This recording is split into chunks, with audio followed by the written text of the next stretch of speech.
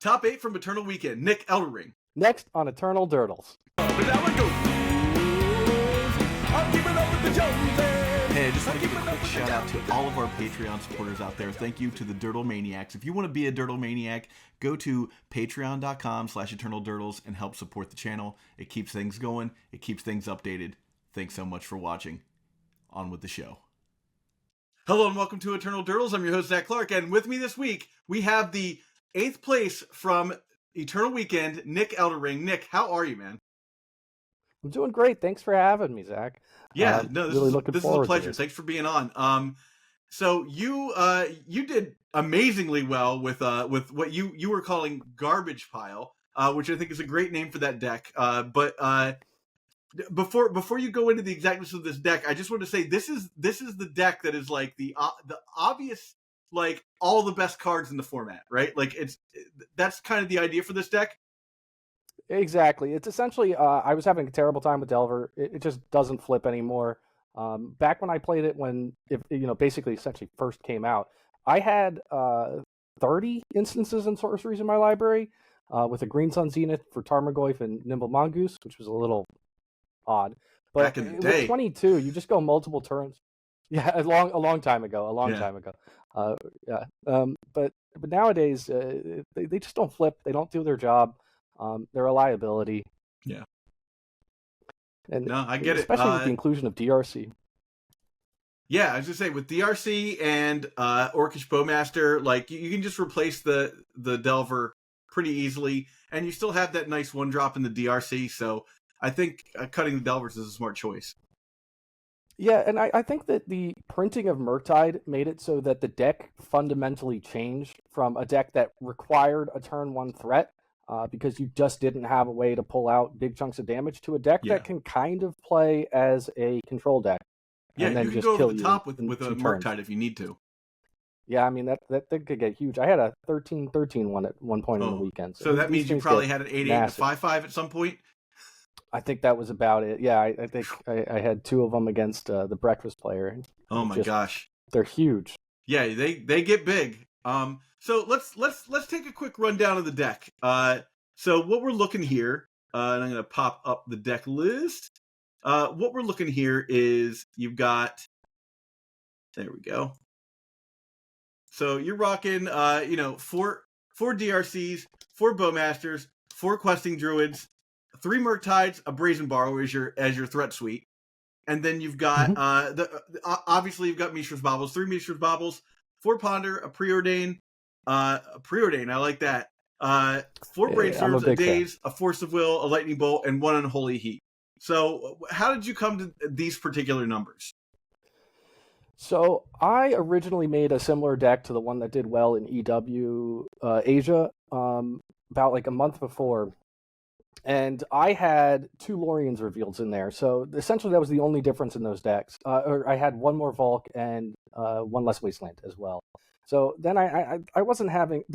You lose games where you have too many lands anyway. You don't want another spell that gets a land. Yeah. The Unholy Heat was kind of just a compromise for a pretty good removal spell that hits Murktides sometimes. But Preordain is just... You need another sorcery. I think it's the next best one. Yeah, I don't think Portent would be the good choice for this deck. It's probably fine in the blue-red deck where you have counterbalance, but in this one, it's just... You need stuff quick. You can't wait a turn. Yeah, so let's talk about the tournament overall, because I mean this is basically this is a 4-color Delver deck without Delver. So we, as far as strategy is concerned, we have a pretty good idea of what's going on here. But let's talk about your tournament. So in the first round, you of course I hit the wrong button on all these. So in the first round, you played against Trey, I believe, or Tree. Yeah, you played against Trey. There we go. On Grixis Delver. So tell me what that was like. Mm-hmm.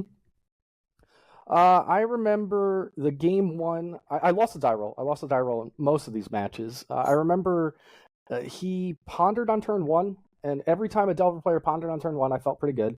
Yeah. And then I think he just played threats. I played threats, and we spent turns removing them. And then it looks like I eventually got a Murktide and just swung him down.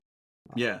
I mean, that's kind So, of what that matchup feels like to me. Is like both of you jockey for position until one of you lands something big enough that the other person can't get rid of it. And I can grind a lot better than them. On game 2, I remember I had a 5/5 Murktide. He had a 6/6 Murktide. I attacked and he blocked. And later he told me, figured he was just going to get rid of a bolt. And I Bowmastered it, and I think that was pretty much the end of the game right there. Bowmaster ping for a Murktide is just really good. It's really Bowmaster good. killing a Murktide is pretty big news, especially if you can make that you can make that trade off. I'll take it every day of the week. Yeah. So the next round, you played Mono Red Prison, and this seems like a deck that you don't want your opponent playing Blood Moon. No, you don't want them playing Blood Moon. You don't want them playing Chalice. It turns out you don't want them playing Bombardier. This matchup is a little bit of I might have Chalice checked twice and got away with it, and that's how I won game 3. Yeah, I mean sometimes it's you got got the nicest thing, but I mean, you got to. At a big event, a Chalice check is a completely legitimate move. I wish they would make people do it on Magic Online somehow. Right? It'd still probably pop up on a do you want to use it? Yeah. It would definitely be better for me, though. It should just have like a sound where you have to like clap your hands. Yeah, exactly. It's something hard to do, so I don't have to play against it. Make it real bad. Make it like Sticker Goblin. But you ended up taking that in 3 games. So that's pretty good. That's dodging a pretty tough matchup, like getting around that. So that sets you up to be 2-0. Really bad one. And then you came in against Kyle with another Grixis Delver deck. How do you feel like the matchup is Grixis Delver to your deck? And do you think you're just like slightly bigger? I think I think you're pretty heavily favored. I think because you're doing all the same things, but you're just doing a little bit more potent things. You draw cards too, so you're trading resources and you're drawing cards. They're trading resources and they're not drawing cards. Their only hope really is a pretty big Murktide early. The Questing Druid creature part doesn't often come into play. Yeah, but it's another thing that you have. Essentially, they just run out of cards and you don't. I think another thing to point out in this matchup is, you've got Brainstorms, Ponders, Preordains, all that stuff. But you also have, against a deck that's also playing Bowmasters, you have Seek the Beast, which does not punish you for getting cards. Exactly. That's one of the biggest reasons I liked it. The other thing is, against all these Delver matchups, I should mention, I had 1 Carpet on my board. I drew that thing basically every time. It's insane how lucky I got there. I would play 2 next time. If I was to do it again, I'd absolutely play 2. That card was amazing. It allows you to just go over the top and not just exponentially go over the top. You're getting double the mana. Just have the extra mana to do other things as well as like pay for a Force of Will if you want to. Basically, yeah. Well, Carpet doesn't allow you to pay for. Well, yeah, in theory, to protect your guy. I'm not saying you do it on their turn, obviously. Yeah, exactly. If you're like, I'll slam a Murktide for 2 mana, but I have 7 mana left over, And I have the ability to pay for dazes, and the bigger things are like allowing you to main phase Seek the Beasts and just keep piling on cards. Oh, that's a good point. It really allows you to use, like, Seek the Beast requires more mana. This gives you all the mana in the world to pay everything that you get off of it. It's a very good point. I didn't think about that. So in the next round, you played against lands. Now, how do you think your deck matches up against lands? Horribly. It looks like you won here, but go on. No, the lands matchup I lost. Right? It should say I lost. That one I crop rotted, or I wastelanded into an open green, and I got hit with a Tabernacle. So game 1, I should have been able to win. I'm pretty sure if I just was patient. But then game 2, I just got run over. It did say you lost on this. I just didn't realize that it just says the person who won and not the saying whether or not you won or lost. You told me about this. So we posted the Eternal Dirtles recap today. This is going to go live on Friday, and we had your interview in there, and this is where we talked about like the crop rotation situation that you ran into. I stand by all of that. Yeah, it's so obvious. Don't do it unless you have like a Force of Will, but even then it's pretty bad because you're down a Wasteland and 2 other cards in your hand. It's a rough matchup, and I played poorly. What I am I mean, supposed to say? you live and you learn. Obviously, you weren't punished too hard for it. You did Yeah. make it to the top 8, so No. you Yeah, I get got one or pretty two lucky. mistakes at every big tournament if you want to do that. Yeah, but I'd recommend people don't do that. Yeah. To get your sleep, Good eat your call. food, Yeah. be mentally ready. Yep. Then we have Temur Delver. So I'm guessing the Temur Delver deck is basically just your deck minus Bowmasters plus Delvers. Yeah, they have more targets for your Bowmasters. It's really great. Which just seems great for you. Yeah, I think especially when you look at their list, they have 10 cantrips usually. I'm not sure about this person, but I'll bet you money that they have 4 Ponder, 4 Brainstorm, 2 Portent. It's just a lot of their deck becomes pretty bad. I think, as everybody knows by now, the best way to answer a Bowmaster is a Bowmaster. If you're bolting one, it's not going to go well for you. I mean, mostly they're going to bolt your DRC, bolt your Druid if you get it around, and then they are just kind of treading water with cantrips in their hand that are a liability. Yeah. I mean, I think it sort of is the same situation with Grixis Delver. Like, you're just a bigger, better version of what they're doing, and you have access to, in this scenario, you have access to the other half that's good against their deck, which is the Bowmaster slams so much of their deck. So I think, it just goes to prove what your deck is doing is maximizing on all the best plays in both of these decks and minimizing on taking all the chaff out. Yeah, I agree. And I think the bigger part is the only way that I'm really a dog in that matchup is if they win the die roll, they go turn 1 Delver, turn 2 Delver, and then they still have to flip, which goes back to the other point we said before, is that you're on 22 instants and sorceries. They don't flip very often, or at least not blindly without a cantrip. So it comes down to, I was really unimpressed with that card, and it's really good in the initiative matchups. Otherwise, I didn't, I wasn't going to miss it. Yeah.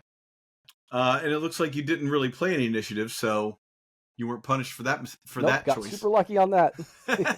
Didn't have to play against Cradle Control either. That is your best bet against Cradle Control is to slam down an early Murktide, and they have Grist and Snuff Out, and nothing is going well for you. Don't even get me started on that deck, man. As an Infect player, that's my second least favorite deck after Scam.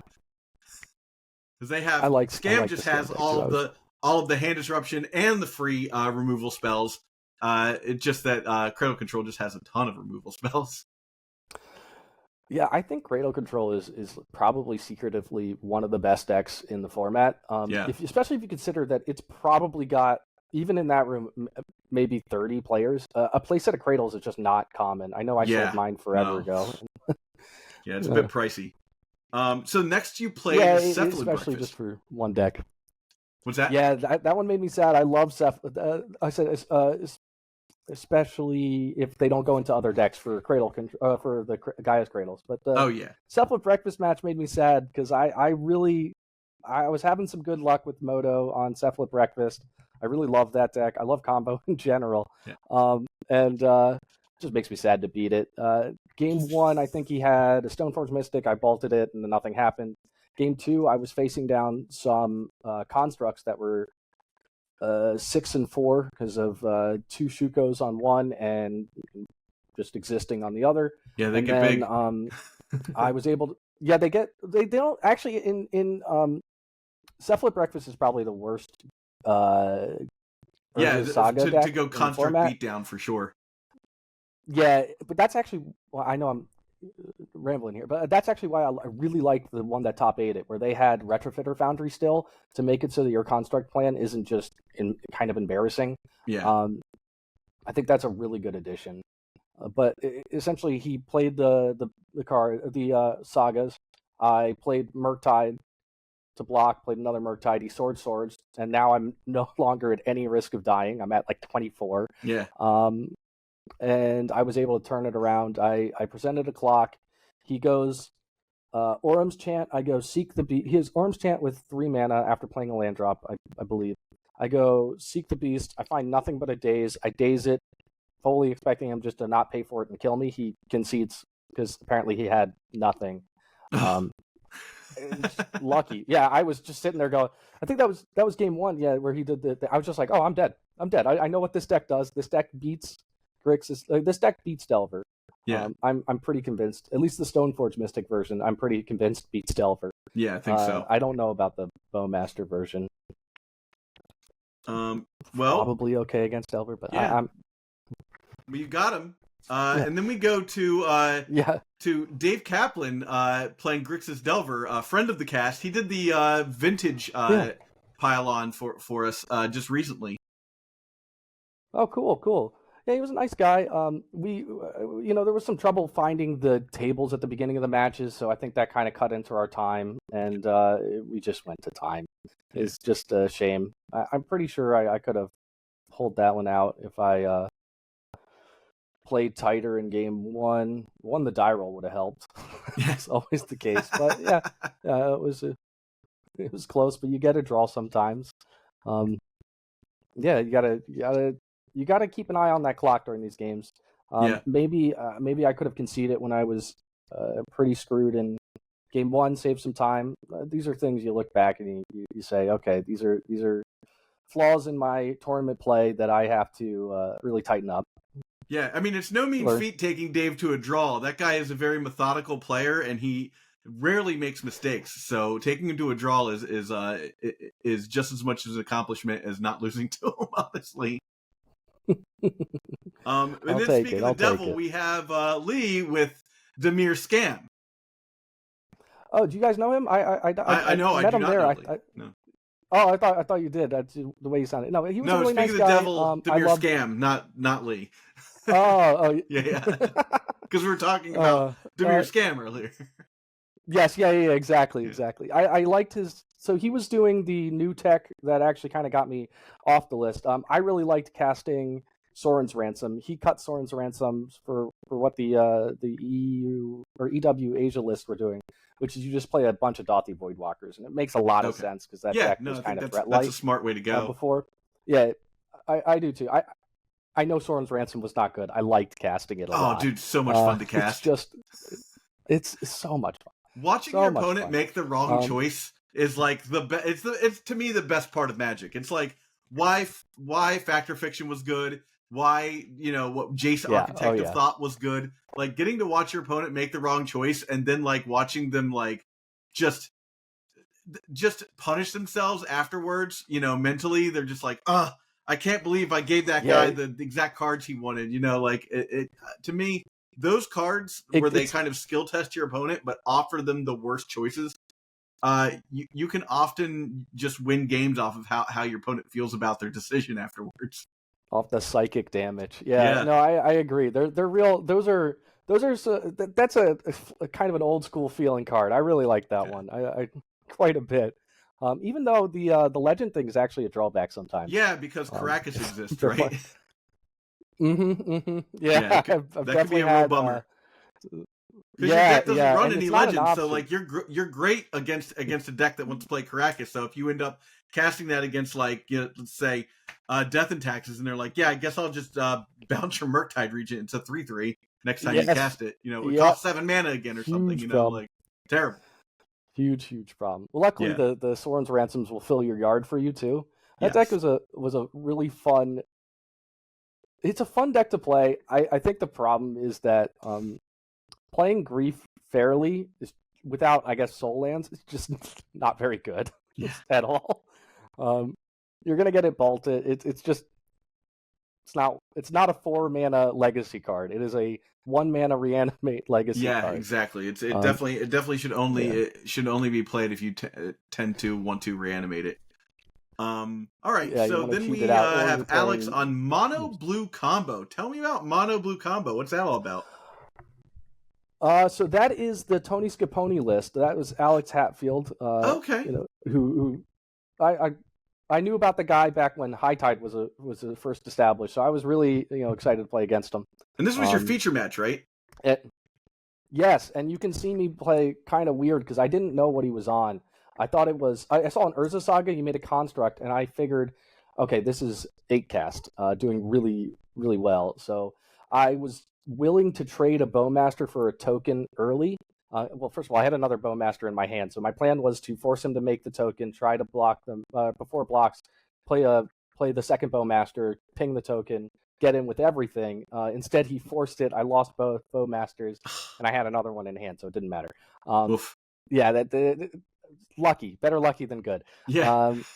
I think he also mulliganed pretty heavily Yeah. down. That deck is sweet.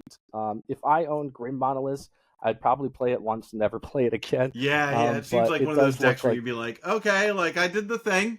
I'm never gonna do that again. This deck plays 6 Doomsday. lands. It makes me sick. No. It plays more than that. I think it's counting Urza Sagas under enchantments, right? Oh, it sure is. Okay, so it plays. Yeah, 10 I had the lands. same thought. 10, not much better. 10 yeah, I think that's part of the mulling. Yeah, I can't, in good conscience, play something with that low lands. I hate mulliganing. Yeah, I know it's correct, but I'm terrible at mulliganing, it. and I did it a lot this weekend. I luckily didn't until the quarterfinals. We'll get there when we get there. Yeah, we will. We will get there quite soon. So in between there is where we had the interview, because I was just sitting around with my thumb in the air, just like trying to figure out what the hell I was gonna do, deciding if I was gonna eat food soon or not. And you popped up and we were like, "Hey man, I like the show." I was like, "Oh shit, thanks." And then you were like, "Yeah, just got my feature match done." I was like, "Oh shit, like sit down. We're doing it right now." And we did the interview, which you can see on yesterday's or 2 days ago's episode. Link somewhere. And so we take the break for the night, and we come back, and I think you needed to win it out, right? And spoiler alert, you won it out. Yeah. And so you're playing against Evan Heritage, mono blue combo again. The same deck. This time I knew what it was, and I was prepared. It turned out I won 2-0, but it turned out game 2 he was at 2, played a ring, and then had 2 Ancient Tombs that he could have used, but he just discounted them. He's probably tired, and also I think I made the comment before the turn started. It's like, I guess you want to tap those Ancient Tombs anytime soon, because he would die to it. So I think it kind of got stuck in his head. He can't use Ancient Tomb. He'll die. Maybe he thought he lost life and not take damage. No. I think he knew. He knew. Yeah, obviously, I think he probably been playing the deck all day. Right? Yeah, exactly. Because he talked about it later. Yeah, and I got pretty lucky to win the game 2. But game 1, I'm pretty sure I just ran him over. I had cut the Null Rod a while ago. I used to have 2 Null Rods in the decks, but that's the only matchup that I really, really wanted that back. I think that deck is very scary, very, very scary. Especially if they don't mulligan a whole bunch because they only play 10 lands. Yes, exactly. I mean, if you're going to get lucky, you might as well get super lucky, right? Yep. That deck is then terrifying. We have your winning in round against Michael on Izzet Delver. Is this true? Izzet Delver? Or is this marked incorrectly? No, it's not. It's not marked entirely incorrectly, because is the Rug Delver really Rug, or is it more? I believe this is truly Izzet Delver, and they're just not even casting. Like, no one ever cast the questing druid, right?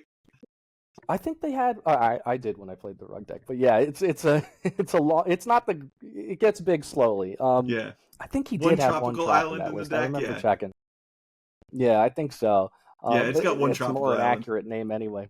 Yeah. This is not Rug Delver. There are no Stifles. There are no Tarmogoyfs. There are no Nimble Mongoose. There's no Mongoose. Although that card has not been good for so long. I love that card. It's been bad since I got my foil ones during the Khans of Tarkir, like New Jersey Legacy, when everyone was playing Treasure Cruise. That's yeah. Oh, those formats. I was still playing Storm back then, just because combo Dark Ritual's like my favorite card. It's a solid choice. Those formats, yeah, it's real good if you want to end games fast. Combo's just got a special place in my heart, but that poor Mongoose. Rest in peace. But I think that 3/3 that's untargetable just doesn't do it anymore. Well, it's just blocked on the ground now. People play more creatures. Back in the day, the creatures sucked, and that was okay, and the spells were great, and now it was great against the Thalia, creatures are like yes, swing in. yeah. You still want it to be in the air against that deck. That D&T has always been a problem matchup Yeah. for Delver. Oh, yeah. They play basics. That's not allowed. That's cheating. Yeah, that sucks. Yeah, what are you you have to doing? I'm counter trying to their wasteland Aether you here. Vial just so you can play fair against them. Ugh. Yeah, you absolutely have to. They will get like at least 10 mana out of that thing. It's Oh, just yeah. a problem card. Also, just in general, Delver strategies are kind of weak to Stoneforge Mystics. Yeah. So, I mean, like we said, you came in 8th place. So, spoiler alert, you lose your next round against the tournament winner, TK, on Yeah, Beanstalk control. it was this. Yeah, game one, I was on the draw. I ran him over, forced. So my thought on that deck is that if it doesn't have a Beanstalk, it's actually a horrible, horrible pile of cards. You're just paying too much mana for stuff that's slow and reactive and clunky. So game one, I just forced the Beanstalk, ran him over. Game two, my opener hand has no lands. My second hand has Ponder, Ponder, some red spell, probably red Elemental Blast, and then 5 lands. So I go to 5, just keep whatever that is. Get run over by St. Catherine. Yep. Game 3, I open a hand that is Bowmaster, 1 land, no cantrips, a Force of Will maybe, and I just thought the discipline thing was to throw it back. And then I ended up on 5 again and got run over. Yeah. I brainstormed on turn 2 because I was trying to save for a land. And he played Bowmaster, and I conceded. I can't beat that at that point. I'll take 5. For what it's worth, I'll go down to 11. Run, Oh yeah, I was super. I mean, you can't complain about being unlucky when you're so lucky to get there. It's part of Magic. It's fine. Does it feel great? It feels great to get there. It's fine. He was a nice guy. I'm glad he did really well. I think his matchups were pretty. He was really lucky to get the Cradle Control matchup as opposed to Storm. I can't believe that Storm just fizzled against Cradle Control. I thought that would be a freebie. Wow, yeah, you'd think that would be a route. Bryant is a friend of the show, and I we were rooting for him because he was in the same car as Phil, or at least in the same bunk situation as Phil. So we were like, oh man, Brian might make it. And then also we had Sam who was really close to making it too. Like we had like 3 or 4 guys that we hung out with that were like really close to making it. But I was surprised that Bryant didn't take down Cradle Control. Yeah, me too. I saw the game later on I think his YouTube channel, and it's the fizzle rate of the deck.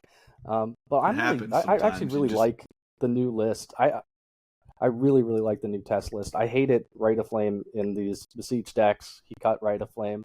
I hated Mishra's Bauble. Absolutely hated Mishra's Bauble. Yeah. So we're back to Ponder and Brainstorm, which is so much better in my book. But yeah, and then luckily, my speaking of people there, my friend from the Discord, we play on the MTG Paper Legacy one. I don't know, maybe you can include a link on the bottom for this. He got top 4 with Painter too, so it was quite a huge event for us there. Yeah. 2 of us in one top 8. That was fantastic. That's amazing. Really, really good. Yeah. Oh yeah. So good group of people. So let's talk about the deck for just a little bit longer here. Sure. Would you make any changes to it right now after this tournament? Yeah, I'd play another Carpet of Flowers. I don't exactly know what you would cut for it. Maybe a Surgical, but then you're just asking to die to graveyard decks. Here, let me pull up my sideboard right now. See if I can think out loud, because that's the one thing. I mean, if I'm going to be fully honest, I told myself no matter what happens in this event, I have to play Doomsday for a year anyway. So that's what we're going to be doing. But if I was to play this deck again, easy, cut a Pyroblast. There's too many of them in there. There are a lot of Pyroblasts. They're really good. Yeah, or you could cut the Molten Collapse. The problem is that Molten Collapse is kind of a weird sideboard card in which you look at it and you're like, wow, this is really good in a lot of matchups. So you board in against any Shieldred deck. Painter, it sounds amazing against Painter. It sounds pretty good against the initiative. I cast it twice. Most of the time, it just sits in your hand, but it does have. I don't know. I'm not convinced it's bad yet. I'm not convinced it's good yet. I think it has a lot of versatility, and I think that's pretty powerful in a sideboard card. But so if you want to experiment cutting that, I wouldn't blame you. But I think the cut would be a Pyroblast for another carpet. Yeah, the more Bowmasters come around, the less good Pyroblast becomes, even against those Grixis decks. So I think that's a fine choice to cut, and you're already kind of favored against the decks that you're gonna want to play Pyroblast against for the most part. So I think that's a solid choice. So. Yeah, Murktide still. Essentially, I think Delver decks are Murktide decks now, and you do want an answer to Murktide, but you'll have 2 Pyroblasts. You'll have your Force of Wills. You'll have, or depending on your player draw, but I think that people board out Force of Will far too much, actually. There's this dynamic of, I think it's really easy for people to say, okay, I'm on the play, I'm going to keep Dazes in and board out Forces. I'm on the draw, I'm going to keep 2 Forces in, board out Dazes. But I think that logic kind of falls apart in some matchups like Scam, where you actually want Force of Wills over Dazes, even on the play, because their main game plan is to go turn 1 Island Cycle or Swamp Cycle, turn 2 Reanimate, which naturally plays around Daze. Like everything in there already beats Daze. So what's the point of the card? So I think you kind of need Force of Will in more matchups than people give them credit for. But yeah, I would probably cut a Pyroblast for a carpet and just it was so good all weekend. It was so good. Awesome. Well, man, congratulations on the amazing run. Are you going to what is it? SCG Philly in March? I have no choice. I live here, right? Yeah. I don't know if I'll be ready to play Doomsday in a big event by then, but I think I'm gonna have to. So put in we'll those see reps, how it goes. yeah. I really like that. I really like that Ring Doomsday list. I really, really do. Yeah. So yeah, I'm excited for that. I love Philly events. We have the Reading Terminal Market. We have Chinatown. This is probably going to be at the Valley Forge Convention Center, right? I didn't even know that. Is that near? That's not the one near Oak, is it? That's the Oaks Convention Center, that's the one that that's the terrible one. The Valley Forge Convention Center is the one that's inside of the hotel that's also like a casino. Interesting. Yeah, okay, it's a pretty good. Okay. It's actually a pretty good venue. Then. You get like they've got good food and stuff like that. There are a couple restaurants in there. So it's a solid scene. If not, like, I mean, it would be great if it was in the Reading Terminal Market, but I think SCG's done with. I love that one so much. Yeah, they I guess there was the Yu-Gi-Oh issue and then upcharged in security prices. So yeah, the Union at the Civic venue. Center is very expensive. Mm-hmm. Yeah, it's a shame. That venue is so great. But that doesn't mean everybody should still go to the Valley Forge one. I'm sure it's great. I'm sure everybody will have a great time. Yeah, I'll certainly be there. I'm probably just going to keep jamming Infect, I think. Get my reps in so that I can, actually produce a solid finish for once. Are you still on 4 legless quick reflexes? I was only on 3, and I think I'm going to stay at 3. I think the main change I need to make to my deck is I need to remove. So I removed 2 lands and a Ponder and threw in 3 Lorien Revealed because the deck needed more Force of Wills. More blue cards for Force of Will. So I think what I need to do is just add back in 1 basic forest because I just keep losing to, like, I nonstop lose to Blood Moon, and so I think that's just it's just a concession I have to make. So I think I added a Spell Pierce as well. I cut a Daze and a Force of Will through 1 Force of Will on my board. So I think I need to take out the Spell Pierce and put in a basic forest because I mold to Oblivion like a few times. I even like mold to 5 against Moonstompy, and my 5 was a Elf, a Invigorate, a Berserk, a Force of Will, and a blue card, and I was like, well, I'm on the play, go. Like, I don't want to go down to 4, And No, so my I opponent's agree. just like, oh, that sucks. Plays a land. I draw a tropical island, and I'm like, perfect. Let's go. I play the elf, and I pass. And he's like, okay, I'll dead and gone your guy. And I'm like, well, I got to force that. So I forced it, and then he followed it up with a Trinisphere. Game over. Yep. Yeah. Now, These had I been on the cantrips don't play look so at 6 good anymore. cards, I would have won that game. You know. Yeah. If I would have had that land in my opener, I would have just been like, okay, cool, I'm gonna attack, and he'd have been like, okay. Like I would have been able to save the Force of Will and the Invigorate for the Dead and Gone if he'd had it, you know. So that would have been perfect for me. But you know, them's the breaks. Sometimes you mull to 4 or 5 times during an event, and you realize you didn't put enough lands in your deck. Yeah. It's one way to learn it for sure. That was certainly the lesson I learned. I think that's a big part of this game. You got to realize it's luck based. Now I'm thinking about something because I know I'm going to end up sounding like an idiot. So I'm going to go back in time real fast to when we talked about that deck having 6 lands, and we said, oh, it's got 10 lands. It actually has 14 lands because of counting Sea Synod as a dang artifact in this thing. That makes way more sense. At 10, I was just like, I don't get it. Crazy. I don't get it. These people are wild. Why is Melee counting Seat as an artifact? I mean, I don't know. That's crazy. Melee, get it together. Yeah, that's nuts. I want to give a quick shout out to our sponsors since we're pointing this out. Moxfield.com. Moxfield is the best deck building website on the internet. So, surely better than trying to build your deck on Melee. So the shout out to Moxfield. Again, Nick, thank you so much for joining us for this. I'm really glad we got to hit you up to recap, and I suppose I'll see you in Philadelphia. Yeah, you should. Thank you so much for having me. It was really a pleasure, and I look forward to seeing the episode. Yeah, man. Have a good one. Thanks so much. You too. Take care. Here is a playlist of our interviews. You can check those out. They're excellent, and you're going to learn a lot, and you're going to meet a lot of the great people that help this community grow. Thanks so much for watching. Have a great one. Bye.